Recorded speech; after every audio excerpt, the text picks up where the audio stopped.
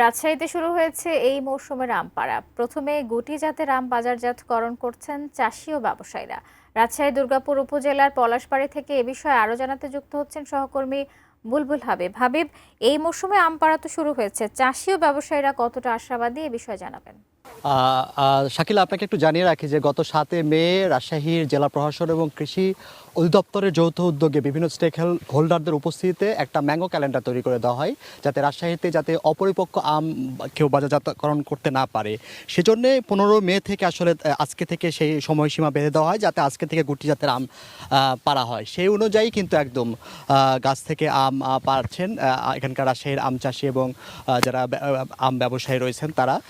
তো আপনাকে যদি একটু দেখায় যে রাজশাহীর আমের সাইজগুলো একদম দেখানো যায় যে কত সুন্দর সাইজ হয়েছে, কালার হয়েছে এবং আকৃতিতেও বেশ সুন্দর হয়েছে আমের সাইজ, এবং পাকা মানে পেকে গেছে আম, গাছ পাকা আম। অর্থাৎ হচ্ছে কৃষকরা মানে সারা দেশের মানুষ যাতে একদম বাগান থেকে পাড়া আম যাতে তাজা ফ্রেশ আম খেতে পারে, সেজন্যই কিন্তু এই ম্যাঙ্গো ক্যালেন্ডার তৈরি করে দেওয়া, এবং সেই অনুযায়ী এখানকার রাজশাহীর চাষিরা আম পাচ্ছেন। আজকে থেকে যেহেতু গুটিয়া জাতের আম পাড়া হচ্ছে 22 মে থেকে আপনার গোপালভোগ, এরপরে খিরসাপাত, ল্যাংড়া, আমরুপালি, যেগুলো ভালো জাতের আম রয়েছে সেগুলো কিন্তু বাজারজাতকরণ করা হবে, এবং এই আম কিন্তু সারা দেশের মানুষের কাছে পৌঁছে যাবে। কাঠ ও পিভিসি ম্যাটেরিয়ালের সংমিশ্রণে তৈরি আধুনিক আরএফএল উডিডোর, কাঠের চেয়েও কঠোর।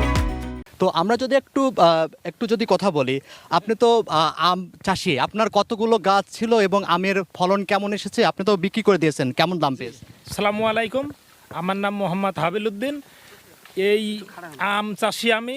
আমার পিতা লাই গেছিল, সেই আমার নিজস্ব জমিতে গাছ তৈরি করেছি, জাত বাছাই করে খুব সুন্দর আম। এই আম গোপালভোগ, আইসনি, ফজলি, নেংড়া, আমরুপালি, এগুলো আম আমি চাষ করেছি। এখন আম ভাঙ্গা হচ্ছে, এটা গুঠি যাক বলা হয় আঁঠি, এটা গাছ থেকে পাড়া হচ্ছে। এই আমটা বাজারজাত করলে খুবই ভালো, রাজশাহীর সুস্বাদু আম এবং নিখুঁত। এই আমে কোনো ভাইরাস মুক্ত কোনো রকমের।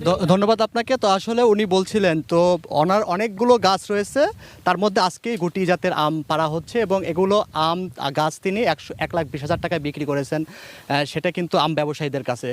তো যেহেতু রাজশাহীতে এবার 2,60,000 মেট্রিক টন আমের একটা লক্ষ্যমাত্রা রয়েছেন, তো আমের যেহেতু ফলন ভালো হয়েছে, আশা করছেন চাষিরা যদি দাম ভালো পান তারা লাভবান হবেন।